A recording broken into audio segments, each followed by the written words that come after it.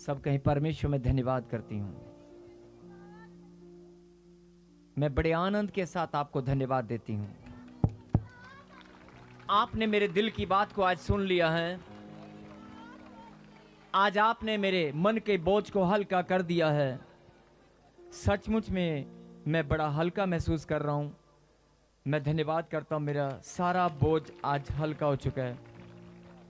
मेरे खुदा, मैं विश्वास करता हूँ कि आज आपने मेरे दिल की बात को सुन लिया है, मेरी प्रार्थना को सुन लिया है। मैं धन्यवाद करता हूँ, मैं धन्यवाद करती हूँ।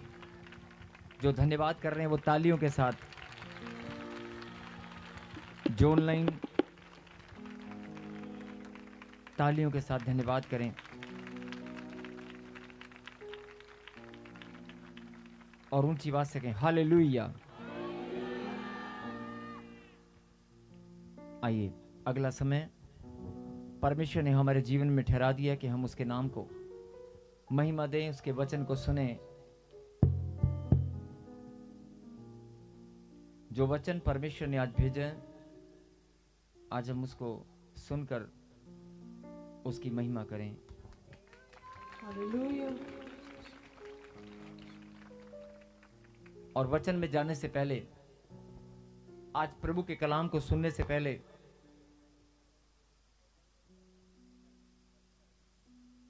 प्रभु का आत्मा आपसे पूछना चाहता है। मैं नहीं, कोई प्रभु का दास नहीं, कोई पास्टर नहीं,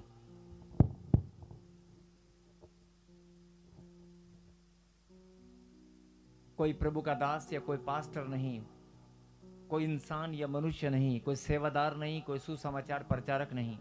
आज सीधा सीधा परमेश्वर आपसे पूछना चाहते हैं, क्या तू मेरे पास आया?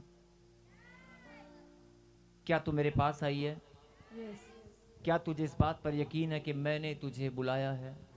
यस। मैंने तुझे लाखों की भीड़ में से चुन लिया है? क्या तेरा दिल, तेरी आत्मा, तेरा मन इस बात की गवाही देता है कि मैंने तुझे चुन लिया है, मैंने तुझे बुलाया है, आमेन। मैंने तुझे पुकारा है, मैंने तुझे बुलाया है? क्या तेरा मन इस बात की गवाही देता है? कोई पास्टर, कोई सुसमाचार प्रचारक या कोई इंसान या मनुष्य या कोई भी प्रभु का दास आपसे नहीं पूछ रहा है।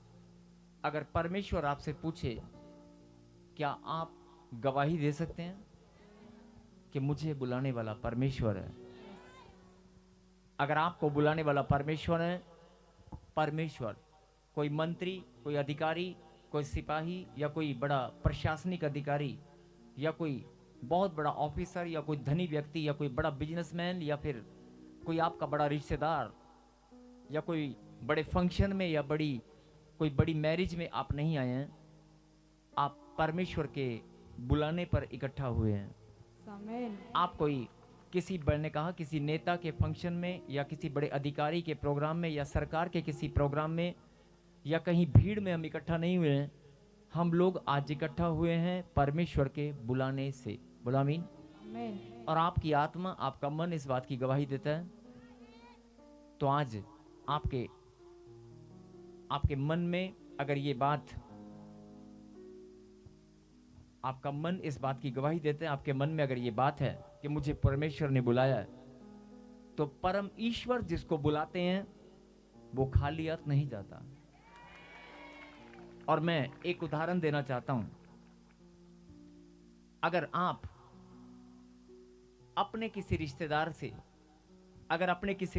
के घर पर आए, अगर किसी रिलेटिव के घर पर आप जाएं, ध्यान से मेरी बात सुनना, अगर आप किसी रिलेटिव के घर पर जाते हैं तो जाने से पहले आप मिठाई का डब्बा ढूंढते कि नहीं? अगर बस स्टैंड पर आप उतर जाते हैं, घर मिठाई का डब्बा अगर भूल जाए तो आप फ्रूट की रेडी, कोई फ्रूट की दुकान ढूंढते कि नहीं? केले और सेब आपको याद आते हैं कि नहीं? आते हैं कि नहीं? आते हैं। और अगर कुछ भी याद ना आए, जल्दबाजी में आप भूल जाएं, तो उनके बच्चों को आप जब घर से निकल कर आएंगे तो कुछ भेंट देकर आएंगे कि नहीं आएंगे? 100, 50, 200, 500, अगर वो बहन है, भतीजा है, मामा है, भांजा, कुछ भी, उनके छोटे छोटे नन्हे मुन्ने बच्चे हैं, आप उनको भेंट देकर आएंगे कि नहीं? आएंगे ना? आप खाली हाथ आएंगे? नहीं आएंगे ना। और अगर वही रिश्तेदार जब आपके घर आएगा, अगर वही रिलेटिव, वही आपका दोस्त अगर आपके घर आएगा, तो वो डब्बा लेकर आएगा कि नहीं आएगा? वो खाली हाथ आएगा? नहीं आएगा ना। यही बात, इंसान होकर आप एक दूसरे से व्यवहार मतलब बर्ताव करना जानते हैं, एक दूसरे से लेन देन करना जानते हैं, एक दूसरे का सम्मान करना जानते हैं, एक दूसरे से प्रेम करना जानते हैं, और आप भेंट देना नहीं भूलते, आप भेंट लेकर जाना नहीं भूलते, चाहे वो 1 दर्जन केले हो, या 2 किलो सेब हो, या आम की पेटी हो, या फिर मिठाई का डब्बा। भेंट किसी भी रूप में हो, आप अपने रिश्तेदार के पास आनंद के साथ खुश होकर आप भेंट लेकर जाते हैं। ये स्वभाव परमेश्वर ने ही आपके अंदर डाला है।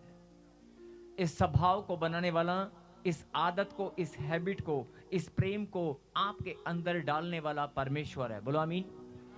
धर्म और जाति से कोई लेना देना नहीं है, किसी भी समाज के लोगों से कोई लेना देना नहीं है, किसी भी नगर गांव शहर के लोगों से कोई लेना देना नहीं है।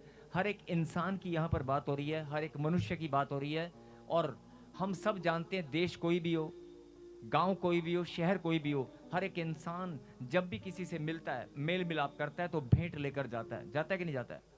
और अगर छोटे छोटे बच्चों का अगर बर्थडे पार्टी हो, छोटे से बच्चों का बर्थडे पार्टी है गली मोहल्ले में, आप अपने बच्चे को भी भेंट देना बचपन से ही सिखा देते हैं कि तू उसके घर पर जा रहा है बर्थडे केक काटने के लिए। छोटा सा बच्चा है 3-4 साल का, आप उसको कुछ पैसे या एक पेंसिल बॉक्स या कोई भी गिफ्ट पैक कर बड़ी बहन या माता पिता पैक कर देते हैं। नहीं बेटा, तूने खाली हाथ नहीं जाना है, तूने जब वहां पर केक कटेगा तो ये ज्योमेट्री बॉक्स, ये पेंसिल का डब्बा या भेंट वहां पर दे देना।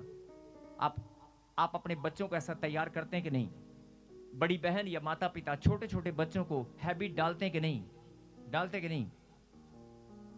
मैं पूछ रहा हूं, डालते कि नहीं? आप इंसान होकर बचपन से ही अपने बच्चों के अंदर ये भावना, ये स्वभाव बनाना शुरू कर देते हैं कि नहीं, खाली हाथ नहीं जाना है, खाली हाथ नहीं जाना है। और खाली हाथ जब वो लोग तुम्हारे घर पर आएंगे बर्थडे पार्टी में, जब आपके घर में जन्मदिन वापस आपके बच्चों का होगा, तो वो परिवार, वो गली मोहल्ले में जो बच्चा जिसके घर पर आप भेंट देकर आए थे, क्या वो छोटा सा बच्चा जिसके घर पर आप भेंट देकर आए थे, जब वो आपके घर पर आएगा तो वो खाली हाथ आएगा? नहीं आएगा ना। यही बात समझने की है, और यहां से परमेश्वर के गहरे प्रेम को आप समझ सकते हैं। हर एक इंसान के अंदर परमेश्वर ने अपने प्रेम का चिन्ह डाल दिया है। बोला हालेलुया। और परमेश्वर ने आपके अंदर ये स्वभाव, ये कोई छोटी बात या ये कोई मामूली बात नहीं है, ये बहुत गहरी और बहुत बड़ी बात है। हर इंसान को समझने के लिए ये एग्जाम्पल, ये उदाहरण बहुत बड़े बड़े उदाहरण हैं, और आप अपने ही जीवन से, अपने पड़ोस में, अपने रिश्तेदारी में आप समझ सकते हैं। किसी भी शादी में अगर आप कहीं जाएंगे, तो आप भेंट लेकर जरूर जाएंगे। और एक उदाहरण मैं और देना चाहूंगा कि जब आप किसी की शादी में जाते हैं तो आप शगुन देकर आते हैं कि नहीं? एक एनवलप या कोई सूट या कोई गिफ्ट पैक कराकर आप देकर आते हैं कि नहीं? और अगर वो शादी जिनके घर पे आपके माता पिता गए थे, और जब आपकी शादी 10 साल बाद होगी, या आपके परिवार में शादी, आपके घराने में शादी 5 या 7 साल बाद होगी, तो लोग पुराने रजिस्टर उठाते हैं और उसमें कन्यादान या गिफ्ट पैक या भेंट उसमें कैलकुलेट की जाती है। पहले से लिखी होती है कि अरे जब वो 2 साल पहले, 3 साल पहले हमारे घर में आए थे फलाने फलाने फलाने के रिश्तेदार, नाना के, मामा के, फूफा के, तो वो क्या लेकर आए थे। लेकिन अगर वो इतना सा लाए थे तो अब हमें बढ़ाकर इतना देना ही पड़ेगा। क्या ये स्वभाव आपके अंदर है कि नहीं? है ना? अगर आपकी जेब में पैसे भी नहीं है तो भी जुगाड़ करना ही पड़ेगा। करना पड़ेगा कि नहीं करना पड़ेगा? आपके पास पैसे हैं या नहीं है, लेकिन आपको जुगाड़ करना ही पड़ेगा। और ये जुगाड़ करने के लिए मतलब अपनी इज्जत को बचाने के लिए, अपने सम्मान को बरकरार रखने के लिए, जिन लोगों को नींद आ रही है वो ताली बजाकर धन्यवाद कर रहे हैं।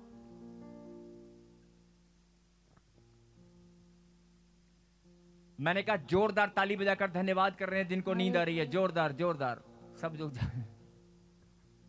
बोल हालेलुया। हालेलुया। मेरी बात समझ रहे हैं? मैं ये बात क्यों बता रहा हूं?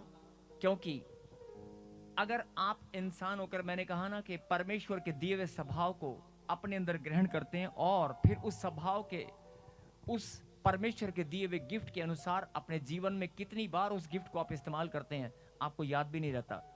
आप जरा सा ध्यान दें, जरा सा इस बात पर ध्यान दें कि आप रिश्तेदारों का पुराना रजिस्टर निकाल कर हिसाब किताब किया जाता है कि अगर साडे मामे दी कुड़ी दा विआह होया सीगा, साडे रिश्तेदारां विच ਇਹ ਵਿਆਹ ਹੋਇਆ ਸੀਗਾ, ਇਹ ਮੈਰਿਜ ਹੋਈ ਸੀਗੀ ਤੇ ਉਹਨਾਂ ਨੇ ਸਾਨੂੰ ਕਿੰਨਾ ਦਿੱਤਾ ਸੀਗਾ, ਉਹ ਕੀ ਲੈ ਕੇ ਆਏ ਸੀਗੇ, ਤੇ ਅਸੀਂ ਵੀ ਹੁਣ ਬਰਾਬਰ ਕਰਕੇ ਦੇਣਾ ਹੀ ਦੇਣਾ ਹੈ, ਅਸੀਂ ਤਾਂ ਵਧਾ ਕੇ देना है। बोल हालेलुया। हाँ जी, देना कि नहीं? ये स्वभाव परमेश्वर ने आपके अंदर डाल दिया है। धर्म और जाति से कोई लेना देना नहीं है। ये स्वभाव हर एक मनुष्य के अंदर है, हर एक बेटा और बेटी के अंदर परमेश्वर ने डाला है कि तू प्रेम कर, और हर एक इंसान इस प्रेम के कारण, इस स्वभाव के कारण लेना देना जानता है। जानता है कि नहीं? जानता है कि नहीं? बोल हालेलुया। और क्या आप कभी ऐसा हो सकता है कि आप इस लेन देन में जरा सी गलती कर दें? ऐसा हो सकता है? नहीं हो सकता ना। अगर पैसा नहीं होगा, अगर जुगाड़ नहीं हुआ, अगर भेंट नहीं होगी, तो आप जाने में बहाना बना देंगे। आप जाने में बहाना बना दोगे, अरे वो इस कारण से हम शादी में नहीं आ पाए थे, हमारे घर में बीमार हो गया था, है ना, कोई जरूरी काम आ गया था, हमारी गाड़ी खराब हो गई थी, अचानक कोई ऐसा हादसा हो गया था जिसके कारण मैं आ नहीं सका। आप अगर जुगाड़ या मतलब जो भेंट अगर आपके पास नहीं है तो आप झूठ बोल देंगे, लेकिन अगर आप जाएंगे तो भेंट लेकर ही जाएंगे, खाली हाथ नहीं जाएंगे। सही कह रहा हूं? हाँ जी, सही कह रहा हूं कि नहीं? आप झूठ बोल सकते हैं, आप बहाना बना सकते हैं, लेकिन जब भी आप जाओगे भेंट लेकर ही जाओगे। उसमें आपकी गरीबी कहीं नजर नहीं आएगी, उसमें आपका कर्जा नजर नहीं आएगा, उसमें आपकी परेशानी टेंशन नजर नहीं आएगी। आपकी इज्जत और मान सम्मान का सवाल है। आपके सम्मान का जब सवाल आ जाता है तो आप अपने सम्मान के लिए सबसे पहले क्या करते हैं?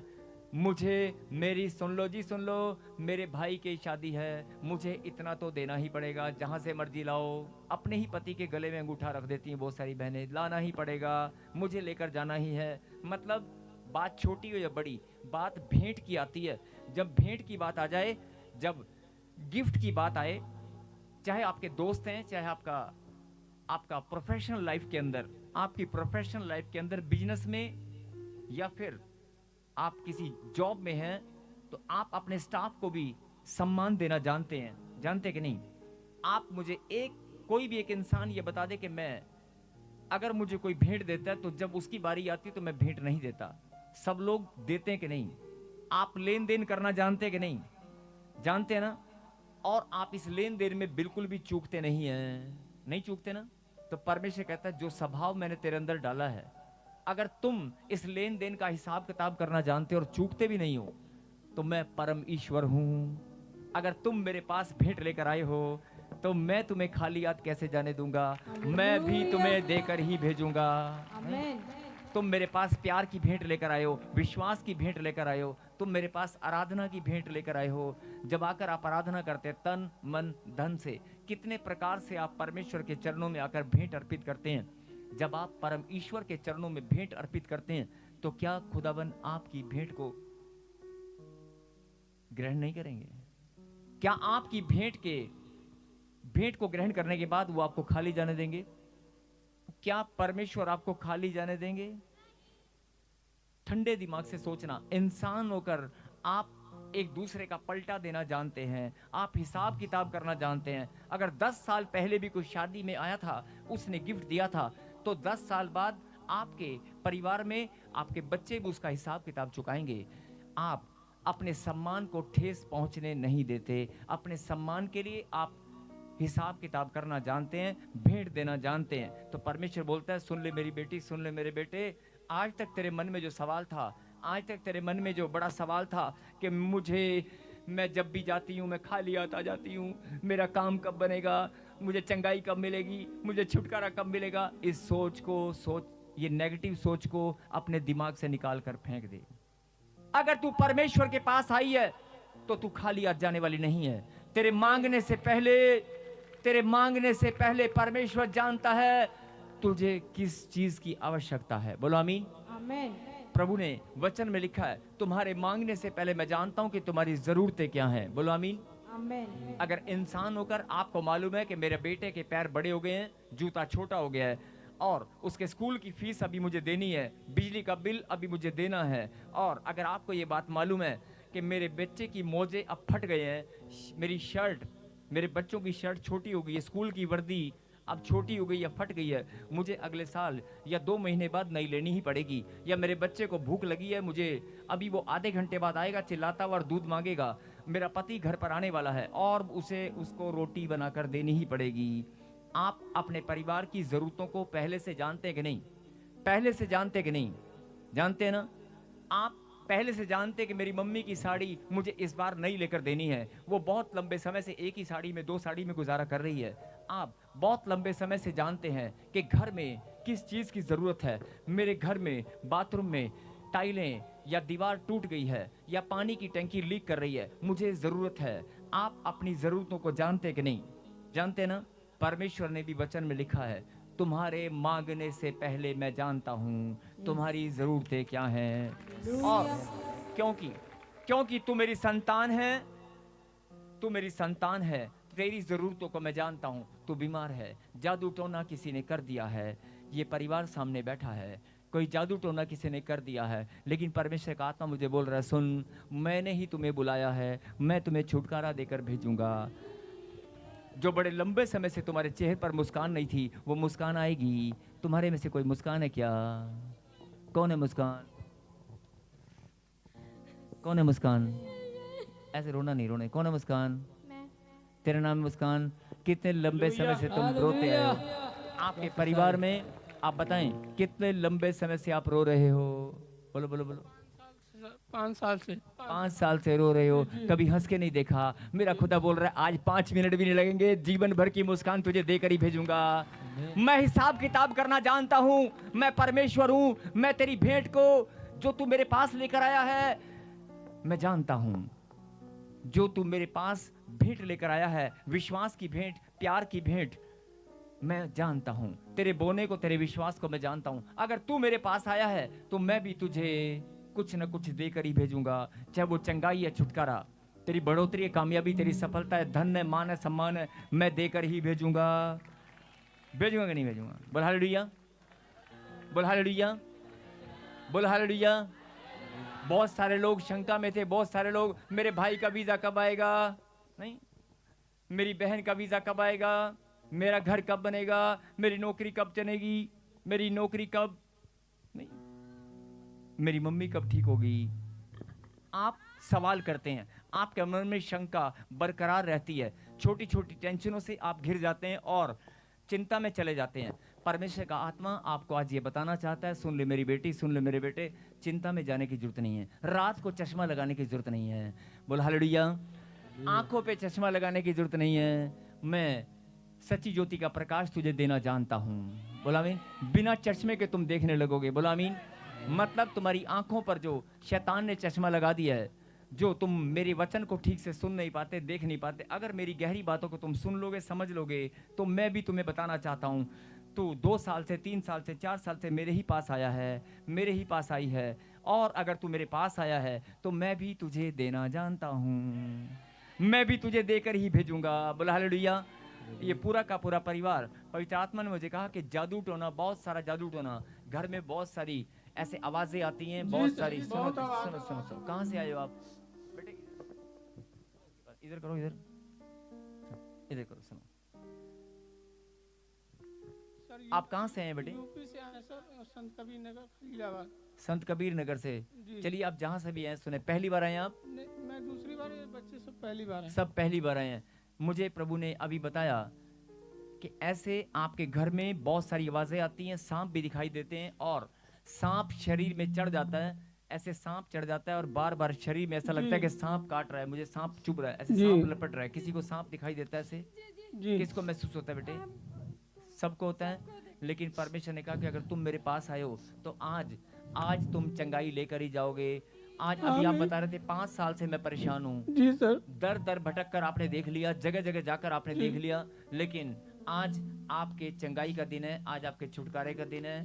आज परमेश्वर आपको चंगाई देकर ही रहेंगे। बोलो आमीन। आमीन। जो बहुत लंबे समय से आप परेशान थे, आज छुटकारा आपका होकर ही रहेगा। बोलो आमीन। आमीन। क्योंकि तू मेरे पास आई है, मैं देना जानता हूँ। बोलो आमीन। आमीन। मैं देना जानता हूँ, तू लेने वाली बन। बोलो आमीन। आमीन। ये खुदा की सामर्थ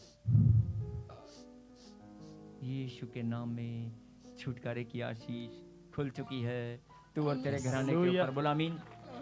अभी समय है प्रभु के वचन का। आप बैठ जाएं प्लीज, आप बैठ जाएं, यहीं पर बैठ जाएं प्लीज, यहीं पर बैठ जाएं, बैठ जाएं, बैठ जाएं, बैठ जाएं। आज अभी आप बैठ जाएं सब लोग, सुने ध्यान से। कितनों को ये विश्वास हो चुका है, कितनों को ये बात समझ में आ चुकी है, मेरा खुदा, चाहे हम पहली बार भी आए हो, चाहे हम बोझ में, चाहे हम टेंशन में, चाहे हम नेगेटिविटी में है, चाहे हमारा बिजनेस बर्बाद हो चुका है, हमने अपना अकल बुद्धि का सहारा लेकर, अपनी अकल बुद्धि का सहारा लेकर बहुत सारे कामों में डिसीजन लिया और डिसीजन में हम फ्लॉप हो चुके हैं। हमें लगता है हमारे जीवन में कुछ गलत हो रहा है। कितनों को ऐसा महसूस होने लगा है कि हमारे जीवन में बहुत सारे काम गलत हो रहे हैं, कुछ भी ठीक नहीं हो रहा है, कुछ भी ठीक से चल नहीं रहा है। मैं कोशिश करती हूँ, कोशिश करता हूँ, हिम्मत करता हूँ, लेकिन कुछ भी ठीक से नहीं हो रहा है। और कई लोगों को ऐसा लगता होगा कि यार मुझे तो बार बार विपत्ति का सामना करना पड़ता है, मेरे घर में बीमारियां क्यों घुसकर बैठ गई है। मैं ठीक होता हूं तो मेरी मम्मी, अगर मेरी मम्मी ठीक होती है तो मेरे पापा ठीक होते हैं, तो घर में मेरे बच्चे, कुछ ना कुछ, कोई ना कोई बीमार रहता है। मेरा पैसा जो मैं कमाता हूं, वो जितना मैं कमाता हूं आधे से ज्यादा बीमारियों में चला जाता है, आधा EMI में लोन। रुक रुक रुक, अरे रुक, सिग्नल तोड़ के आया।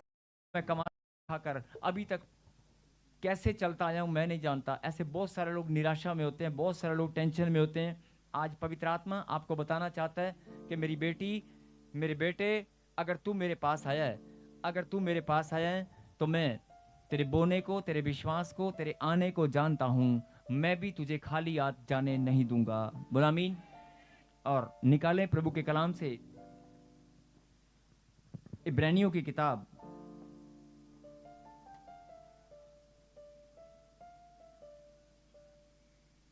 बारहवां अध्याय,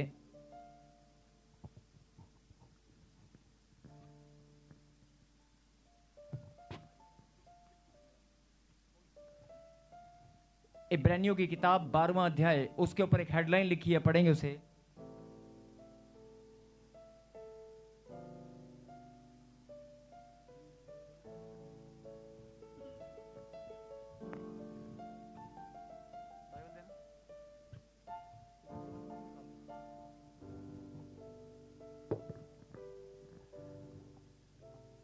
इब्रानियों की किताब 12वां अध्याय, और उसमें क्या लिखा? परमेश्वर पिता द्वारा ताड़ना। बोला हालेलुया। परमेश्वर पिता द्वारा ताड़ना, 12वां अध्याय और उसकी 5वीं आयत को हम पढ़ेंगे। Yes, hallelujah. और तुम उस उपदेश को जो तुमको पुत्रों के समान दिया जाता है भूल गए हो। आगे चल बेटे। हे मेरे पुत्र, प्रभु की ताड़ना को हल्की बात ना जान, और जब वह तुझे घुड़के तो सांस ना छोड़। बोला हालेलुया। ये वचन परमेश्वर ने आपको क्यों भेजा है? आज परमेश्वर ने आपको ये वचन क्यों दिया है? जब मैं प्रार्थना कर रहा था तो मैंने भी प्रभु से पूछा कि मुझे वचन प्रभु आपने क्यों दिया? प्रभु ने कहा कि जब प्रचार करेगा मैं तुझे बताऊंगा। सुने, और तुम उस उपदेश को जो तुमको पुत्रों के समान दिया जाता है, उपदेश, और तुम उस उपदेश को जो तुमको पुत्रों के समान दिया जाता है भूल गए हो।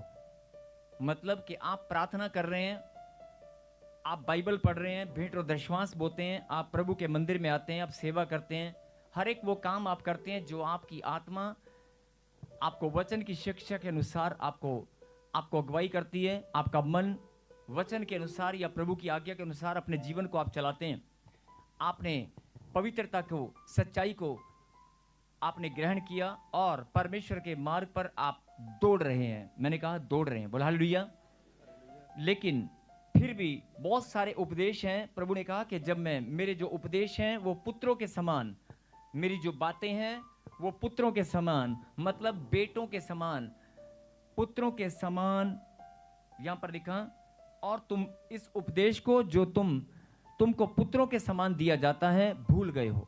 मतलब आपको लगता है कि ये वचन जो मुझे मिला है ये आज्ञा है, या कोई बात परमेश्वर ने आपके जीवन में अगर आपको अगुवाई की है तो आपको लगता है कि ये तो शायद मुझसे नहीं होगा, या मैं कोशिश करूंगा, या उपदेश है। मतलब बहुत सारी बातें आप सुनते हैं और आपके दिमाग में स्थिर नहीं हो पाती और वो निकल जाती हैं। बहुत सारी बातें आपके दिमाग में स्थिर नहीं हो पाती, आपके दिल में, आपके दिमाग में, आपके जहन में स्थिर नहीं हो पाती। आप वचन पढ़ते हैं, परमेश्वर के प्रकाशन को भी आप पढ़ते हैं, और प्रकाशन को पढ़ने के बाद, प्रकाशन मिलने के बाद आप बहुत सारी गहरी बातों को भूल जाते हैं। बोला हालेलुया। और फिर जब कभी दोबारा आप उस वचन को पढ़ते हैं तो आपको वो बात याद आती है, हाँ ये वचन तो मैंने पढ़ा था और ये बात तो प्रभु ने मुझे पहले बताई थी। ऐसा कितनी बार आपके साथ होता है आप खुद जानते हैं। बोला हालेलुया। कहने का मतलब परमेश्वर आपको ये बताना चाहते हैं कि बहुत सारी बातें मैं तेरे जीवन में तुझे बताता हूँ, उपदेश तेरे जीवन में, चेतावनी और उपदेश को मैं भेजता हूँ, लेकिन तू भूल जाता है। ये तेरा स्वभाव है, ये तेरा स्वभाव है। बोला हालेलुया। हालेलुया। और जो मेरे उपदेश हैं वो पुत्रों के समान हैं। जैसे आप अपने बच्चों को, बेटों को, बेटियों को समझाते हैं कि बेटे ये काम ऐसे नहीं करना, ये काम ऐसे करना है, तू यहाँ से कदम मत निकालना, इस दिशा में मत जाना, इस मार्ग पर मत जाना। बहुत बातों में आप अपने बच्चों को समझाते हैं, लेकिन वो बच्चे कहना मान भी लेते हैं और नहीं भी मानते, दोनों ही बातें हैं। और कुछ बातों में वो उलाहना लेकर आते हैं। मतलब कि आपके बच्चे आपके उपदेश को, जो आपने बोला, कुछ दिन याद रखते हैं और कुछ दिन के बाद भूल जाते हैं और फिर से गलती करते हैं। और आप फिर से उन्हें समझाते हैं कि बेटे मैंने कहा था ना, मैंने कहा था ना, मैंने कहा था ना ये काम नहीं करने का, तूने फिर किया। मैंने कहा था ना एक्टिवा लेकर नहीं जाना, मैंने कहा था ना ये मत करना, मैंने कहा था ना ये काम मत करना। बहुत बार आपके मुंह से, आपकी जुबान से शब्द निकलते हैं और अपने बच्चों को आप डांटते हैं, उपदेश देते हैं, आपके मुंह से बात निकलती है, मैंने कहा था ना, मैंने कहा था ना। परमेश्वर भी यही बात आपको समझाना चाहते हैं। जवान बच्चों, परमेश्वर के बेटे और बेटियों, परमेश्वर भी आपको समझाना चाहते हैं। मैंने भी कहा था ना, मैंने भी बहुत बार अगुवाई किया था, मैंने भी कहा था ना, लेकिन तूने फिर से गलती किया। इसीलिए तेरे जीवन में तुझे लगता है कि मैं 4 साल से चर्च में आ रहा हूं, मैं 10 साल से प्रार्थना कर रहा हूं, मेरे पास बच्चे की आशीष नहीं है। लोगों के पास बच्चों की लाइन लगी हुई है। मेरे परिवार में मेरे ही भाइयों के पास 2-2, 3-3 संतान है, लेकिन मेरे पास बेटा नहीं है, मेरे पास एक भी पुत्र नहीं है। मैं 10 साल से, मेरी कोख सूनी है। आप, मेरा मतलब आपके बिजनेस, आपके कारोबार, आपकी प्रार्थनाएं अगर आपको फल लेकर नहीं आती, आपके पास कोई उत्तर नहीं है, आप प्रार्थना में कुछ मांग रहे हैं, आपको फल नहीं मिल रहा या प्रार्थना का उत्तर नहीं मिल रहा, तो आप निराशा में हैं। आप चर्च के साथ, प्रभु के साथ जुड़े हुए हैं, प्रभु के वचन को सुनते हैं, उपदेश को सुनते हैं, लेकिन सुनने के बाद फिर भूल जाते हैं, उसमें स्थिरता नहीं दिखाते। ये बात उन लोगों के लिए हो रही है जो स्थिरता नहीं दिखाते। बोलो हालेलुया।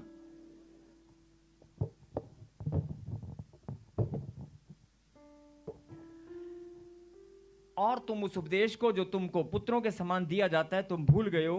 हे मेरे पुत्र, प्रभु की ताड़ना को हल्की बात न जान। ये वचन आज प्रभु ने आपके लिए, हम सब के लिए भेजा है। हे मेरे पुत्र, प्रभु की ताड़ना को हल्की बात न जान। बोला आमीन। हे मेरे पुत्र, प्रभु की ताड़ना को हल्की बात न जान। अब कई लोग कहेंगे कि ये बात हमें क्यों बताई गई है, ये ताड़ना यहां पर हमें क्यों बताया गया है, ये ताड़ना से कि हमारा क्या लेना देना है। तो मैं बताना चाहता हूं कि जब आप, और इसके बाद एक और बात लिखी है, हे मेरे पुत्र, प्रभु की ताड़ना को हल्की बात न जान, और जब वह तुझे घुड़के तो साहस ना छोड़। जब वह तुझे घुड़के तो साहस ना छोड़। मतलब एक एग्जाम्पल लेकर आप समझेंगे कि जब आपके माता पिता जब आपको डांटते हैं, आपको कुछ बोलते हैं, कुछ समझाते हैं, उपदेश देते हैं, तो जैसे बच्चा, ये स्वभाव है, जैसे बच्चा धीरे धीरे बड़ा होता है वैसे वैसे उसको अपने माता पिता के उपदेश कड़वे लगने लगते हैं। जैसे जैसे बच्चा बड़ा होने लगता है उसको माता पिता की बात कि तू पढ़ ले, तू पढ़ ले, कि एक ही बात को आप रिपीट क्यों कर रहे मम्मी, मुझे नहीं पता क्या, मुझे नहीं पता क्या, मैं नहीं जानता हूँ क्या, मैं नहीं जानता मुझे पढ़ना है, ये मेरा टाइम सोने का खाने का, मैं नहीं जानता हूँ, मैं बड़ा हो गया हूँ, मुझे भी मालूम है मेरा एग्जाम है, बार बार मुझे टोकना बंद करो मम्मी। बहुत सारे बच्चे पलटकर जवाब देते हैं। मैं घर घर की एक एग्जाम्पल लेकर आपको समझा रहा हूँ कि जब आपके बच्चे पलटकर जवाब दें, जब आप ही अपने बच्चों को पलटकर जवाब को सुनने में आप आदी हो जाएं, मतलब जो आपने उपदेश दिया, आपने अपने बच्चों को डांटा, ध्यान से समझने की बात है, आपने अपने बच्चों को, अपने छोटे भाइयों को या छोटी बहन को या अपने भाई बहनों को आपने डांट कर समझाया, या अपने बिजनेस कारोबार में अपने जूनियर्स को, अपने स्टाफ को आपने डांटा, आपने समझाया, लेकिन उन्होंने कुछ दिन तो कुछ बात को अमल किया, लेकिन उसके बाद वो वॉल्यूम कम कर, इसकी वॉल्यूम थोड़ा सा कम, ज्यादा नहीं, ज्यादा है, बोल हालेलुया, बंद नहीं करना है बेटे, कम करना है, बोल हालेलुया। और क्या लिखा कि जब वह प्रभु की ताड़ना को हल्की बात मत जान, प्रभु की ताड़ना को हल्की बात मत जान, और जब वह तुझे घुड़के तो साहस मत छोड़ना। बहुत सारे बच्चे साहस छोड़ देते हैं, बहुत सारे बच्चे जब मम्मी पापा कुछ बोलते हैं तो साहस छोड़ देते हैं, और इरिटेशन मतलब चिड़चिड़ापन उनके अंदर स्वभाव में आ जाता है। आता है कि नहीं, आता है कि नहीं? अगर आपका पास्टर भी कलीसिया के अंदर अगर आपको बार बार कोई चेतावनी दे, कुछ उपदेश दे, कुछ समझाए, तो आप थोड़े दिन बाद जब देखो मुझे ही बोलते रहते हैं, जब देखो मुझे ही बोलते रहते हैं, ऐसा स्वभाव में ये इंसान के अपने आप ही ऑटोमेटिकली चिड़चिड़ापन आना शुरू हो जाता है। होता है कि नहीं, होता है कि नहीं? अगर आपके स्वभाव में चिड़चिड़ापन आता है, आगे जाकर ये चिड़चिड़ापन, अभी आपको समझ में आएगा, थोड़ा सा नोट करना, चिड़चिड़ापन, जब आपके स्वभाव में चिड़चिड़ापन आए, इस बात को आप अपने जहन में रखकर, दिमाग में रखकर थोड़ी देर के लिए आप भूल जाएं और अगली बात सुने, फिर दोबारा मैं आपको बताऊंगा चिड़चिड़ापन ये क्यों आया। बोल हालेलुया। और इसके आगे हम पढ़ेंगे, क्योंकि प्रभु जिससे प्रेम करता है, 6, ये अभी 5 पढ़ा था आपने, 12 का 5 और 12 के 6 में क्या लिखा? हालेलुया। क्योंकि प्रभु जिससे प्रेम करता है उसकी ताड़ना भी करता है। बोल हालेलुया, हालेलुया। और जिसे पुत्र बना लेता है उसको कोड़े भी लगाता है। बोल हालेलुया, हालेलुया। अब बहुत सारे लोग कहेंगे कोड़े लगाना, ताड़ना करना, मतलब मेरा क्या लेना देना इससे? कोड़े लगाना, ताड़ना करना, गुड़कना, मेरा क्या लेना देना इससे? मैं प्रभु मुझे ऐसा क्यों करेंगे? बहुत सारे लोग ऐसा सोचते हैं। और उदाहरण मैं फिर से माता पिता और बच्चों का दे रहा हूं कि जब बच्चे कहना नहीं मानते और माता पिता बार बार उपदेश देते हैं, और फिर जब उपदेश देना खत्म हो जाता है, उपदेश उनके सिर के ऊपर से चला जाता है। मैं एक एग्जांपल देकर समझा रहा हूं। जब उपदेश बच्चों के सिर के ऊपर से चला जाता है तो फिर माता पिता डांट निकालते हैं, डांटते हैं। जब उपदेश समझ में नहीं आता तो क्या होता है? डांटा जाता है। और जब डांट भी बच्चों को एक बार समझ में आ गई, लेकिन दूसरी बार डांट का भी असर नहीं होता, जब बच्चों को डांट का असर ना हो, वो थोड़े से और बड़े हो गए, तो फिर क्या होता है? फिर माता पिता और ज्यादा डांटते हैं, कठोर होकर डांटते हैं। और कई माता पिता बच्चों को बोलते हैं तुझे आज मैं दूध नहीं दूंगी, तुझे आज मैं खाना नहीं दूंगी। डांटते कि नहीं डांटते? डांटते ना, खाना नहीं दूंगी, दूध नहीं मिलेगा, तुझे कमरे में बंद कर दूंगी, आज मैं तुझे स्टोर में बंद कर दूंगा। बहुत सारी माता, बहुत सारे पिता अपने बच्चों को डांटते, और बहुत सारी माताएं अपने बच्चों को धमकी देती हैं, तेरे पापा के आने से पहले, तेरे पापा के आने से पहले अगर तूने नहीं कुछ करके दिखाया तो आज बच्चे तू गया, आज मैं तेरे पापा को शिकायत तेरी लगाऊंगी। बहुत सारे बच्चे डर के, नहीं मम्मी पापा को मत बताना, पापा को मत बताना। ये क्या है?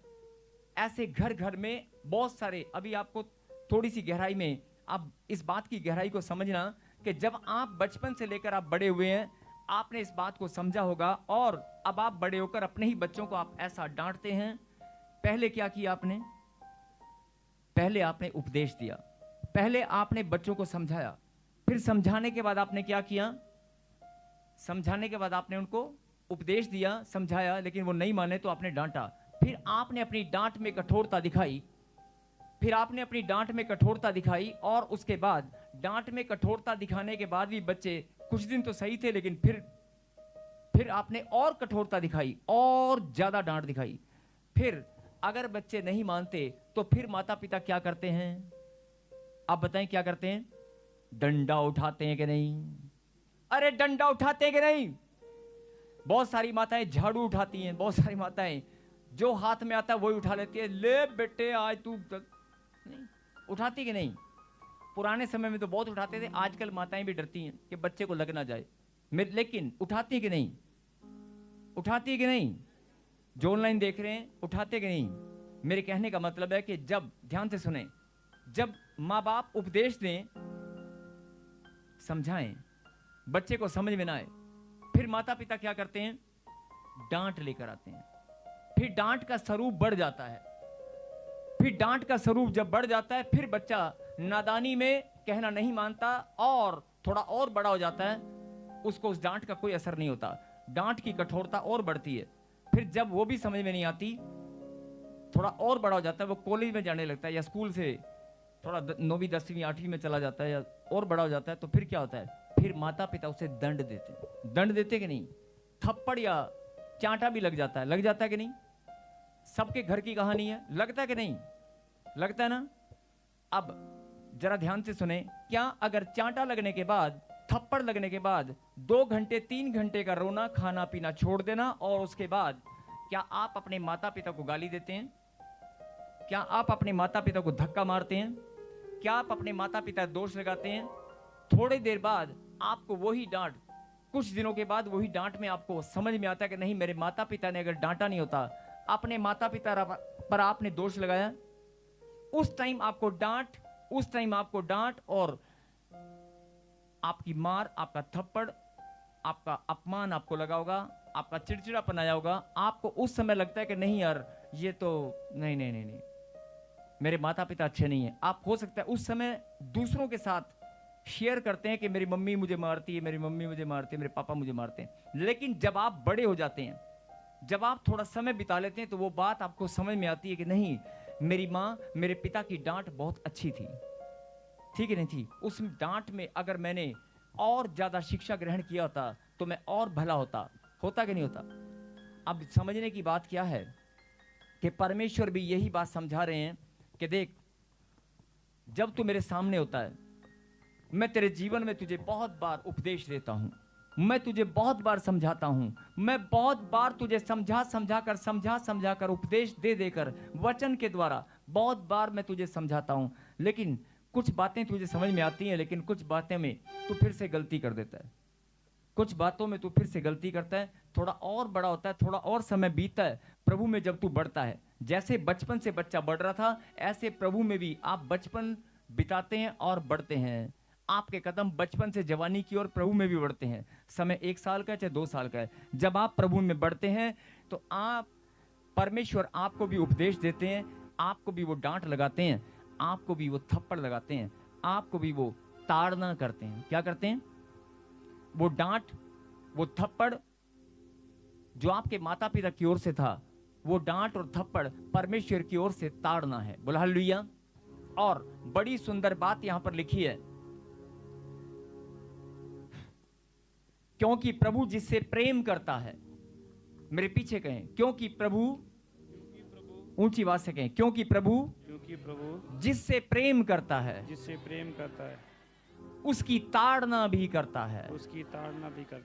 बोला आमीन। और अगर आगे आप वचन में आप पढ़ेंगे, इसी वचन में आप कंटिन्यू करेंगे तो आपको आगे एक लाइन और मिलेगी, अगर तेरी ताड़ना नहीं हुई, अगर तेरी ताड़ना नहीं हुई ना, तो तू पुत्र नहीं है। अगर परमेश्वर तुझे प्रेम करते हैं तो तेरी ताड़ना होकर रहेगी। बोला हालेलुया। अब ये ताड़ना क्या है? अब ये ताड़ना क्या है कि जीवन में प्रभु के मार्ग पर चलते हुए आप हल्का सा दुख उठाते हैं, प्रभु के मार्ग पर चलते हुए आपका पैसा रुक जाता है, आपको लगता है यार मैं इतनी प्रार्थना कर, मेरा पैसा नहीं आ रहा। प्रभु कुछ बातों को होने देते हैं, आपकी आपकी समस्याओं को थोड़ा सा अगर लंबा समय हो जाए, आप जरा सा दुख दर्द पीड़ा को थोड़ा सा और उठाने लगे, आपका हृदय जब टूटने लगे, या कोई गांठ, गिल्टी, पथरी, रसोली आपको दर्द पीड़ा दे, जब आपको बुखार, टाइफाइड दवाई काम ना करे, जब आपको बवासीर की प्रॉब्लम या कोई भी गांठ, कोई भी दर्द पीड़ा आपके जीवन में 2 महीने ठहर जाए, 2 महीने जब आप दर्द में तड़पेंगे, आप रो रो कर प्रार्थना करेंगे कि मैं इतनी प्रार्थना करता हूं, मेरा परिवार भेंट और दशवांश भी देता है, मुझसे क्या गलती हुई है, मुझसे क्या गलती हो गया। परमेश्वर नीचे आकर तुम्हें थप्पड़ नहीं लगाएंगे। तुम्हारी मम्मी तुम्हें थप्पड़ लगा सकती है, तुम्हारे पापा तुम्हें डंडा मार सकते हैं, तुम्हारे पापा तुम्हें स्टोर में बंद कर सकते हैं, तुम्हारी मम्मी पापा तुम्हारा खाना बंद कर सकते हैं, लेकिन मेरा खुदा तुम्हारा खाना पीना बंद नहीं करेगा। वो तुम्हें थप्पड़ नहीं लगाएगा, वो तुम्हें अपमानित नहीं करेगा, लेकिन वो तुम्हें ताड़ना करेगा जरूर। जो ताड़ना है वो जरूर होगी, ताकि उस ताड़ना के द्वारा तुम्हारी बढ़ोतरी हो। और सीधा सीधा प्रभु ने, बहुत सारे लोग, ये उत्तर है उन लोगों के लिए, आंसर है उन लोगों के लिए जो लोग सवाल के घेरे में घूमते रहते हैं और दिन रात सोचते रहते हैं, अरे इतना टाइम हो गया, सब कुछ आनंद ही आनंद है, दुकान भी सही चल रही है, पैसा भी सही आ रहा है, घर में बीमारी भी कोई नहीं है, लेकिन मेरे बच्चे का एडमिशन नहीं हो पा रहा। सब कुछ सही है, पैसा भी है, धन भी है, दौलत भी है, मान भी, सम्मान भी, मेरे बच्चों का रिश्ता नहीं हो पा रहा, मेरे बच्चों का रिश्ता नहीं हो पा रहा। आप हर तरह से वैभव, ऐश्वर्य, मान, सम्मान, पैसा, धन, दौलत सब कुछ आपके पास है। सब कुछ आपके पास होने के बाद आपके रिश्ते ना हो, आपके बच्चों की, आपकी बेटियों के रिश्ते नहीं हो पा रहे, 2 साल, 3 साल, 4 साल, 5 साल वही रिश्तेदार आपके पास आएंगे, क्या हुआ, तुम्हारी बेटी का रिश्ता नहीं हो पाया। आप ऊपर से हंस रहे हैं, प्रभु में मजबूत हैं, लेकिन उसी दिन आप कमरे में बंद हो जाएंगे अपने आप को और रोने लगेंगे फूट फूट कर, हे परमेश्वर, मेरी बेटी निकम्मी है कि मैं निकम्मी हूं, मेरी बेटी में निकम्मापन है, मेरी बेटी के पाप मुझ पर हैं, या मेरे कोई पाप मेरी बेटी के ऊपर भारी पड़े हैं, या कोई पुरखों के श्राप है, क्या है, मेरी बेटी का रिश्ता क्यों नहीं हो पा रहा, मेरा बिजनेस क्यों नहीं चल पा रहा। आप टूट कर रोने लगेंगे। आपको लगता है मैं इतनी प्रार्थना करता हूं। बहुत सारे लोग, अब दूसरा एग्जांपल प्रॉपर्टी को लेकर, खास तौर पे ध्यान से सुना, प्रॉपर्टी को लेकर जो लोग, मेरी प्रॉपर्टी क्यों बिक नहीं रही है, मैं इस प्रॉपर्टी को बेचना चाहता हूं। अरे तेरे बाप ने मेहनत की कमाई कर करके, खून पसीने की कमाई करके वो प्रॉपर्टी बनाई थी, तेरा अधिकार नहीं है, तू उसे बेच दे। आज तूने फैसला लिया मैं इसे बेचना चाहता हूं। और अगर प्रॉपर्टी नहीं बिकी तो बैंक वाले पता नहीं क्या कर देंगे, बैंक वाले पता नहीं क्या कर देंगे। बहुत सारे लोग मायूसी में चले जाते हैं और क्या मालते मालूम है, मैं नहीं जाऊंगा चर्च, 4 साल हो गए मुझे प्रभु में प्रार्थना करते हुए, सब कुछ मेरे पास है, अब मेरी हालत इतनी पतली हो गई है कि मैं एक प्रॉपर्टी को बेचकर अपना बैलेंस सीधा करना चाहता हूं। मैं अपनी प्रॉपर्टी को बेचकर, एक प्लॉट को बेचकर, जिससे मेरे मकान को बैंक वाले कब्जा ना कर लें, उसका लोन भी खत्म हो जाएगा, मेरे घर में शादी, जो आने वाली शादी में खर्चा है वो भी उतर जाएगा, मेरे बच्चे के विदेश जाने का खर्चा है वो भी उतर जाएगा, और 2-4 लाख रुपए मुझे बच भी जाएंगे। एक प्रॉपर्टी, मेरी प्लॉट में 3 साल से बेचने का कोशिश कर रहा हूं, मेरी प्रॉपर्टी बिकने का नाम नहीं ले रही है। आपकी मायूसी दिन प्रतिदिन बढ़ती जाएगी, बढ़ती जाएगी, बढ़ती जाएगी। आप अपने बच्चों को जो उसका सही, ध्यान से सुने। बहुत सारे लोग जब कोई बात प्रभु की ओर से होती है तो ध्यान भटकता है। अगर तुम्हारा ध्यान भटकता है तो अपने आप को, अपनी आत्मा में चेक करें। अगर प्रभु की बात जब आपको समझ में, पवित्र परमेश्वर आपके जीवन में अपनी बातों को समझाने के लिए जब आपको समय देते हैं, आप जब बाइबल पढ़ने का समय, जब वचन को सुनने का समय, उस समय आपका ध्यान जरूर भटकेगा। आप समझ जाए इस बात को कि अगर आपका ध्यान भटक रहा है तो इसका मतलब आप कमजोर हैं। और अगर आप प्रॉपर्टी को बेचना चाहते हैं और आप प्रार्थना कर रहे हैं कि मेरी प्रॉपर्टी बिक नहीं रही, तो मैं सवाल करना चाहता हूं, प्रॉपर्टी एक ब्लेसिंग है कि नहीं? जमीन जायदाद एक ब्लेसिंग है कि नहीं? बोलिए, है कि नहीं? अगर जमीन जायदाद प्रॉपर्टी एक ब्लेसिंग है, आपके बच्चे आपकी संतान क्या है? बोलिए, ब्लेसिंग है कि नहीं? है कि नहीं? आप अपने बच्चों को बेचने की प्रार्थना कर सकते हैं, तो आप प्रॉपर्टी को बेचने की प्रार्थना कैसे कर सकते हैं? आप धन की व्यवस्था के लिए परमेश्वर से मांगना शुरू करें, प्रॉपर्टी को बेचने के बजाय। जिस प्रॉपर्टी को परमेश्वर ने आपके पुरखों को दिया, जिस जमीन जायदाद को, उनकी मेहनत, उनके खून पसीने की कमाई, परमेश्वर ने उनको आशीष दिया, आप उसको बेचना चाहते हैं। अगर हो सकता है परमेश्वर की इच्छा ना हो, वो आपको कहीं और से धन देना चाहता है, लेकिन आप जिद पकड़ कर बैठे हैं, नहीं मुझे बेचना है, मुझे बेचना है, मुझे बेचना है। ऐसी बहुत सारी गलतियां निकल कर आएंगी, बहुत सारे उदाहरण आपके पास आएंगे जिसके सामने आपको अपनी गलतियां महसूस होंगी। नहीं, हाँ शायद मैं गलत हूं, तभी मेरी ताड़ना हो रही है। ताड़ना मतलब वो समय जब जैसे तुम्हारे माता पिता ने उपदेश दिया, तुम्हें समझ में नहीं आया, फिर डांट पड़ी, फिर तुम्हें दंड दिया, ऐसे तुम्हारे जीवन में मसीह में आने के बाद, प्रभु में आने के बाद जब आप छुटकारा ठीक से ना पाए, जब आपकी बढ़ोतरी ठीक से ना हो पाए, आपके बच्चे, आपको लगता है कि एडमिशन इस कॉलेज,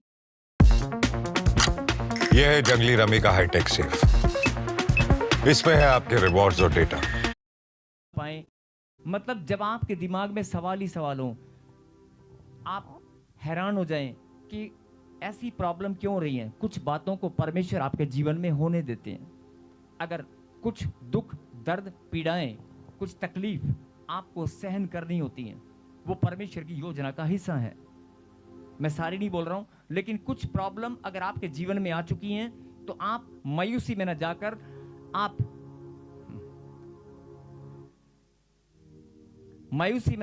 आप परमेश्वर को धन्यवाद कर सकते हैं कि प्रभु धन्य हूं मैं जो आज पीड़ा सहन करके तेरी ताड़ना को सहन करने के मैं लायक हूं। बोला आमीन। बहुत सारे लोग जब ताड़ना होती है, जब दंड पड़ता है, जब दंड आता है, जब विपत्ति आती है तो टूट जाते हैं, कमजोर हो जाते हैं। अगर आप कमजोर हैं कोई बात नहीं, आप प्रार्थना कर रहे हैं कोई बात नहीं, परमेश्वर छुटकारा देंगे, परमेश्वर आपको छुटकारा देंगे, आपकी बढ़ोतरी होगी, आप छुटकारा पाएंगे, आप बीमार है तो चंगे हो जाएंगे, सब कुछ होगा। लेकिन जो समय परमेश्वर ने आपके जीवन में ठहराया है, और क्या लिखा, हे पुत्र, ध्यान से सुनना, हे पुत्र मेरी ताड़ना को हल्की बात मत जान। अब ये बात क्यों, अभी मैं समझाता हूं। ये जरा सब लोग अपना ध्यान केंद्रित करें इस बात के ऊपर, अपने ध्यान को केंद्रित करें इस बात के ऊपर कि प्रभु ने लिखा, हे मेरे पुत्र मेरी ताड़ना को हल्की बात मत जान। ये हल्की बात क्यों लिखा गया? ताड़ना को हल्की बात मत जान, ये बात यहां पर क्यों लिखी गई है? अगर ताड़ना से तुझे समझ में आ गया तो तू दंड से बच जाएगा। मेरी बात समझ में आ रही है? माता पिता ने जैसे उपदेश दिया, नहीं समझ में आया, फिर माता पिता ने डांट लगाई, नहीं समझ में आया, फिर माता पिता ने आपको दंड दिया। ऐसे ही परमेश्वर भी, जब तक तुझे प्रभु की बात समझ में नहीं आई, अगर प्रभु ने तुझे चुन लिया है तो, अगर परमेश्वर ने तुझे चुन लिया है तो परमेश्वर तुझे छोड़ने वाले नहीं हैं। उसने वचन में क्या कहा? मां, दूध पिलाने वाली मां तुझे छोड़ सकती है, लेकिन मैं तुझे ना कभी छोड़ूंगा ना त्यागूंगा। अब मैं छोड़ने वाला तो हूं नहीं। जितना रोना है रो ले, जितना चिल्लाना है चिल्ला ले, जितना दुख दर्द पीड़ा में तूने मुझे कोसना है, मुझ पर दोष लगाने लगा ले, जितना तूने मुझे छोड़कर दूरी बनानी है बना ले, जितना प्रार्थना से तूने भागना है भाग ले, लेकिन जब तक तुझे मेरी बात समझ में नहीं आएगी, हे मेरे पुत्र मेरी ताड़ना को हल्की बात मत जान। अगर मैंने तुझे ताड़ना दी है, थोड़ा सा दुख, थोड़ी सी प्रॉब्लम, थोड़ा सा कर्जा, थोड़ा सा समय तुझे दिक्कत से निकालना पड़ रहा है, तेरे जीवन में थोड़ा सा समय दुख का है, तो घबरा मत, हल्की बात मत जान, वो मेरी ताड़ना भी हो सकती है। और अगर तू उसको हल्की जान लेगा तो ताड़ना से बाद फिर क्या आएगा? फिर दंड आएगा, फिर विपत्ति आएगी। इसलिए जब प्रभु ताड़ना करें तो अपने आप को धन्य समझो। बोल हालेलुया। अगर आपका बच्चा चलता फिरता नहीं है, आपका बच्चा प्रॉब्लम में है, समस्या में, बीमारी में है, तो बहुत सारे माता पिता रोने लग जाते हैं, ओए मेरा बच्चा, ओए मेरा बच्चा, रोने लग जाते हैं। अरे वो तो प्रभु की ताड़ना है। तू प्रार्थना में बढ़, परमेश्वर दया करेंगे, तेरा बच्चा ठीक हो जाएगा।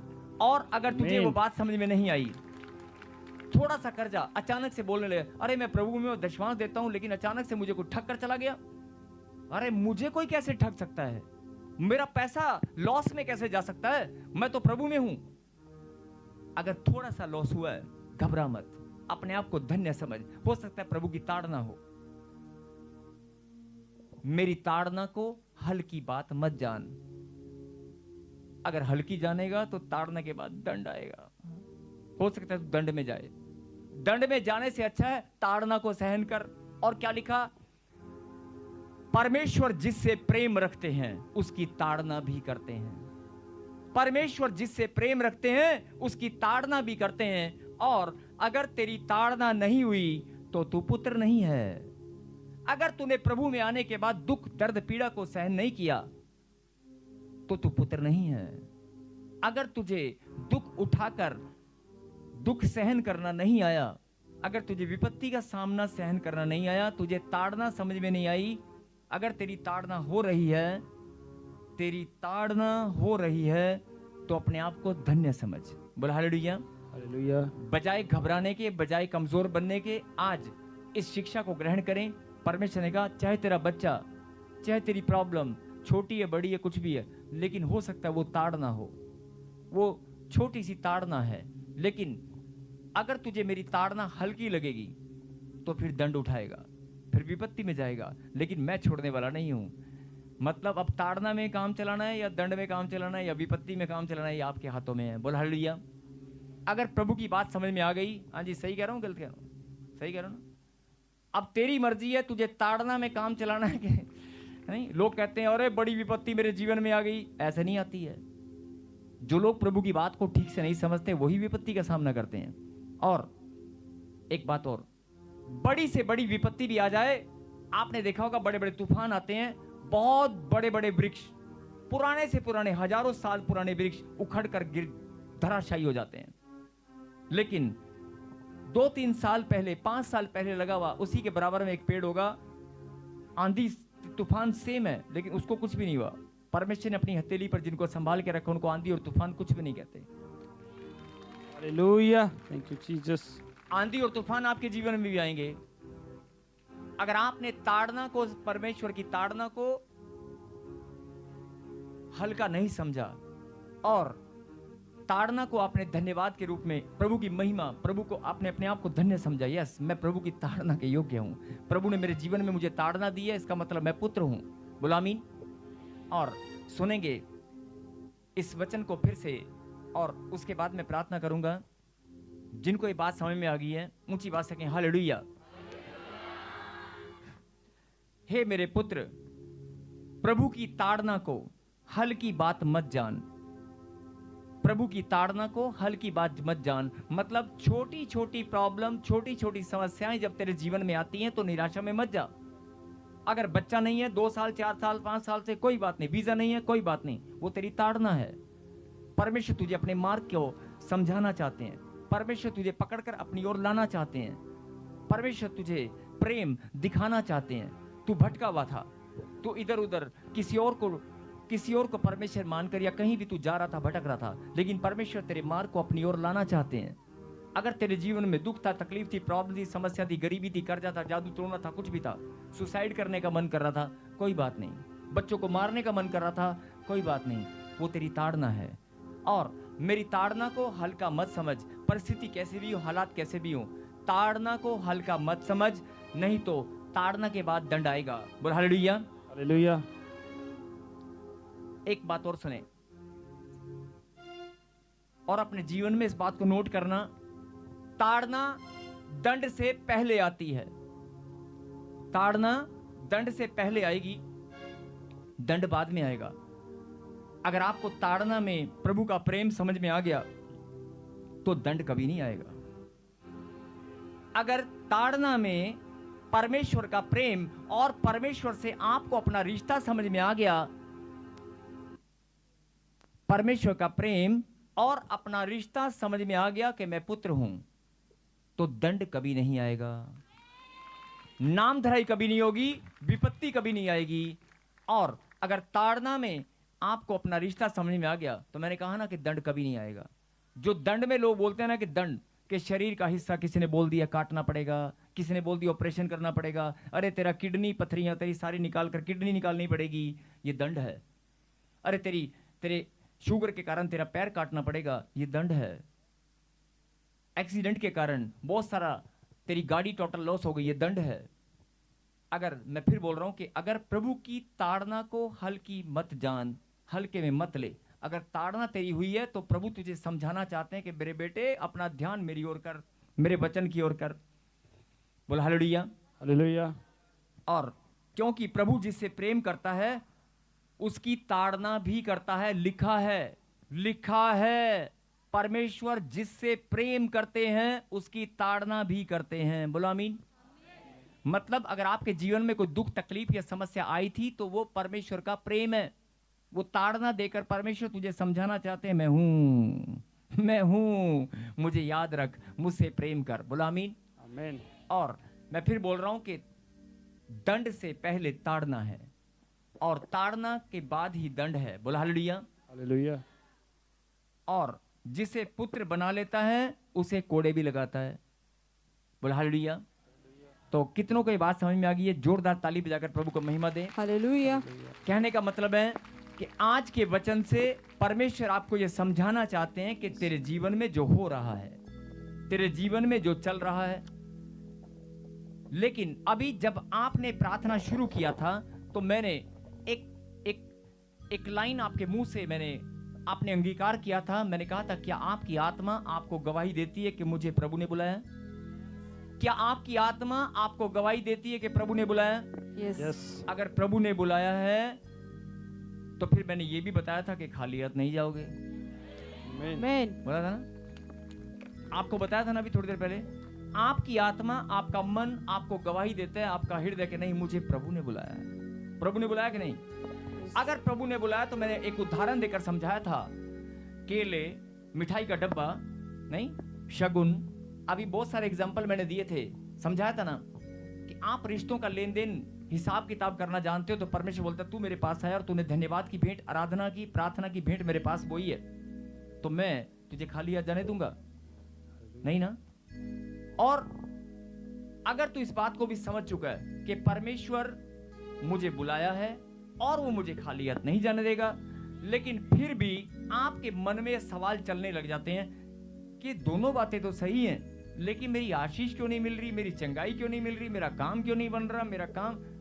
हो सकता है वो तेरी ताड़ना हो सकता है वो तेरी ताड़ना हो। इसलिए उसकी ताड़ना को हल्के में मत जान। भारी दंड में नहीं पड़ेगा, विपत्ति का सामना नहीं करेगा। परमेश्वर तुझे अपनी हथेली पर संभाल के रखेंगे। और प्रभु आपको यही समझाना चाहते हैं, परमेश्वर जिससे प्रेम रखते हैं उसकी ताड़ना करते हैं। इसलिए ताड़ना को मतलब छोटी छोटी बातों को, दुख तकलीफ को अपने जीवन में आप कमजोर न बने, परमेश्वर की बात को समझें। ये दुख तकलीफ ये सब परमेश्वर की ओर से ताड़ना है। और प्रभु कहा ना कि जो पुत्र है उसकी ताड़ना होगी, और जिसकी ताड़ना नहीं हुई वो पुत्र नहीं है। आप पुत्र हैं तो ताड़ना से घबराने वाली बात नहीं है। छोटी मोटी बातों से, जो समय चल रहा है कि चंगाई नहीं मिली, वीजा नहीं मिला, घर नहीं बना, ये नहीं बना, वो नहीं बना, ये बोलना बंद करो।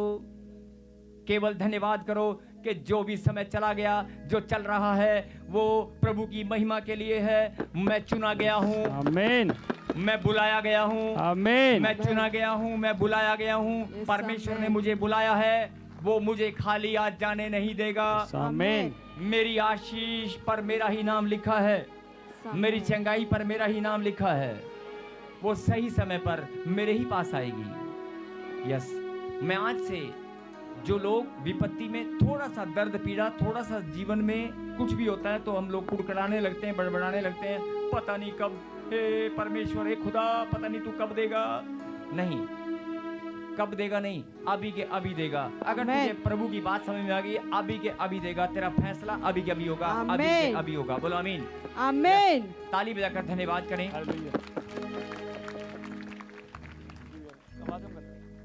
ताली बजाकर धन्यवाद करें। हालेलुया। ऊंची बात से कहें, परमेश्वर, परमेश्वर, मैं धन्यवाद करता हूँ, मैं धन्यवाद करता हूँ, मैं आपकी ताड़ना को मैं आपकी ताड़ना को आज धन्यवाद करता हूँ। आज धन्यवाद करता हूँ अपनी ताड़ना के लिए, अपनी ताड़ना के लिए, जीवन की हरेक जीवन की हर एक छोटी मोटी प्रॉब्लम के लिए, छोटी मोटी प्रॉब्लम हर एक के लिए, समय और समस्या के लिए हर एक समय और मैं समस्या धन्यवाद के लिए करता हूँ। मैं धन्यवाद करता मैं हूँ। जान चुका हूँ मैं जान चुकी हूँ मेरा खुदा मेरा खुदा मुझे संभालने वाला मुझे है। संभालने वाला है। मेरा खुदा मेरा खुदा मुझे बचाने वाला है। मुझे बचाने वाला है। मेरा खुदा मेरा खुदा मुझे बढ़ाने वाला है। मुझे बढ़ाने वाला मैं है। धन्यवाद करती हूँ मैं धन्यवाद अपनी करती चंगाई के लिए, अपनी चंगाई अपनी के बढ़ोतरी लिए, के लिए, अपनी बढ़ोतरी के अपने लिए, छुटकारे के लिए, छुटकारे अपनी के आजादी लिए, के लिए, अपनी आजादी के लिए, अपने परिवार की, परिवार यस की, यस सब मिलकर बोले, अपने परिवार की अपने परिवार की खुशियों और आनंद के लिए खुशी और आनंद मैं के लिए धन्यवाद करती मैं हूँ। धन्यवाद करती हूँ। आज से मैं आज से मैं घबराने वाली नहीं हूँ। घबराने वाली नहीं हूँ। मैं प्रभु की ताड़ना को प्रभु की आज ताड़ना धन्यवाद करती हूँ, धन्यवाद करूँ। सच्चे मन से तालियों के साथ। और देखना आप बड़ी बड़ी गवाहियों के साथ प्रभु की महिमा करने वाले हैं। बोला आमीन। आमीन। जो तालियां बड़ी हल्की सी हैं। हालेलुया।